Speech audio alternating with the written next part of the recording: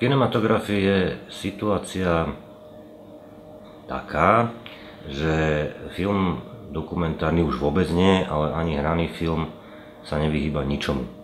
Samozrejme, pokiaľ ten hraný film nevzniká v nejakej totalitnej krajine, ako za fašizmu alebo komunizmu, tam sú nejaké obmedzené cenzorské témy. Povedzme, v Číne homosexualita oficiálne neexistuje, tak je iba jeden čínsky film, kde sa spomínajú homosexuáli, aj ten v Číne je zakázaný. Ale to nie je dôležité. Dôležité je, že ako každý umelecký druh, tak kinematografia, ak ju chápem ako umelecký druh, sa zaoberá všetkým a zaoberá sa teda aj drogami a drogovými závislosťami, či už nelátkovými, alebo látkovými, alebo psychickými a inými.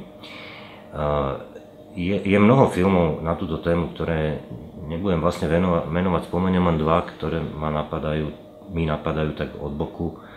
Jeden je Drugstore Cowboys od Gus Van Sant, jeden z jeho najvýznamnejších filmov, i keď teda má ešte jeden lepší film, ktorý nie je primárne o drogách, a ten je My Own Private Idaho, ktorý teda, opakujem, nie je primárne o drogách, ale drogy sú tam.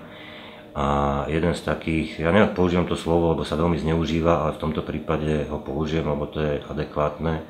Jeden z tých kultových filmov je Trainspotting Dannyho Boyla, čo je film, ktorý dokonca teraz mal po desiatkách vlastne rokov obnovenú premiéru vo filmových kluboch v Čechách, na Slovensku. A on sa hrá vo filmových kluboch aj v Holandsku, na univerzitách Spojených štátov a tak ďalej. Sú samozrejme aj ďalšie filmy. Sú naozaj filmy o anorexii, hrané filmy. Opakujem, o dokumentoch ani nehovoriac. Dve veci sú tam, ktoré mne sa zdajú podstatné z hľadiska filmovej teórie, alebo z hľadiska možno filmového aj historika by to bolo zaujímavé. Ja nepoznám, alebo nestretol som sa so žiadnym filmom, ktorý sa vyjadruje k drogám, ktorý by sa o nich vyjadroval pozitívne.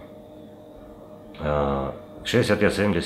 rokoch, keď tá drogová scéna bola iná, boli tam filmy ako Panika v Needle Parku a podobne. To bolo vtedy takéto hrozné obdobie pre narkomanov, keď v New Yorku proste došli drogy na 2 mesiace. Tak dokonca ani ten film sa z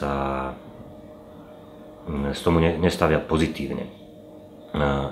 Ja som samozrejme rád, lebo ja drogy nenávidím. Ja to naozaj nemám rád, mám proti tomu veľké výhrady a som v tomto veľmi konzervatívny a som za veľmi radikálne riešenia, pretože mám s tým nejaké rodinné a iné skúsenosti.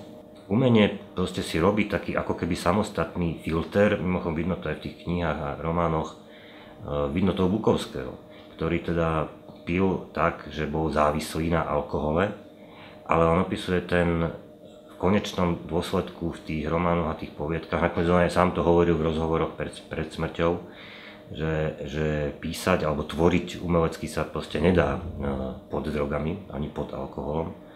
Ono sú také tie romantické veci, že si proste vypijete tú fľašku 2 vína a napíšete dobrú básničku, to ale nie je pravda, to tak nefunguje.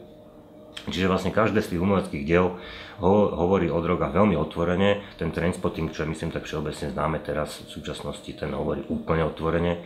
Tie taktické riešenia vlastne a kompozičné sú fantastické. Naozaj vieme pochopiť, my narkomani, že tí narkomani môžu zažívať naozaj nádherné, že oni majú krajší svet ako my, majú asi ho farebnejší, ale ten výsledok je hrozný. Proste umrú zle, škaredo, umrú mladí a z toho života vlastne už nemajú. Nestojí to za to. A každý z tých filmov, čo mi napadá, z tých dobrých filmov umeleckých, vlastne hovorí toto, že áno, je to zaujímavá alternatíva, je to pozoruhodné, je to zaujímavý možno svet, ale nestojí to za to.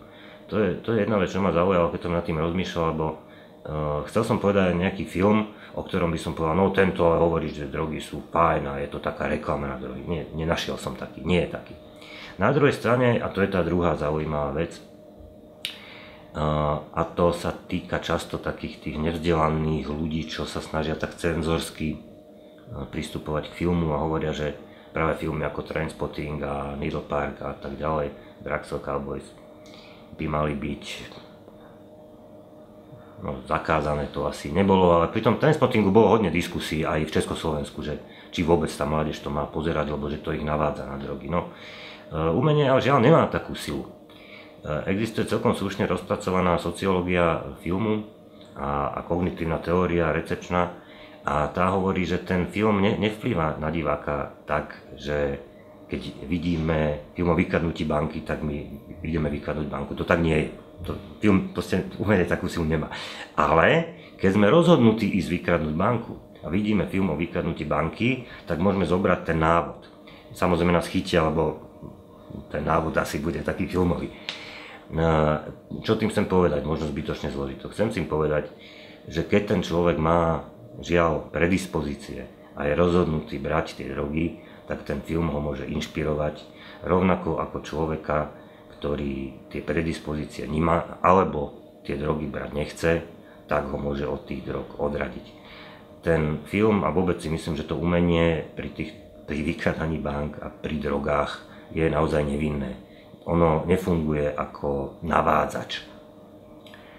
To je veľmi dôležité si uvedomiť, pretože veľa ľudí často píše aj po kadejakých blogoch a podobne, že tento film je násilný, navádza deti na násilie. Nie, to nie je pravda, tie deti sa pobijú tak či tak v tom parku. Alebo nepobijú, to je jedno, či pozerajú nejaký film. Tam nie je priama línia.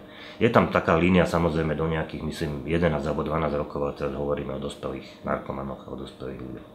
No a na záver by som chcel povedať, že film je výborný v tom, že reflektuje skutočnosť. On samozrejme ju neodráža priamo, ako si mysleli nejakí marxisti, že je zrkadlom, to nie je pravda. Ale ukazuje jednu z jej tvárí. Čím viac filmov vidíme o drogách, tým viac tvárí tej drogovej scény vlastne vidíme a tým viac a lepšie ju dokážeme pochopiť. Nikomu neprajem, aby mal skúsenosť s drogami a to už nikomu neprajem, aby mal skúsenosť so svojím, napríklad, nedaj Bože, dieťaťom, ktoré sa dostalo do tých závislostí. Ale každému prajem, aby videl veľa dobrých a kvalitných filmov, kde vystupujú aj narkomani a možno by sa potom k tejto otázke alebo k tomuto problému správal inak, možno racionálnejšie, ako keby všetky tie filmy nevidel.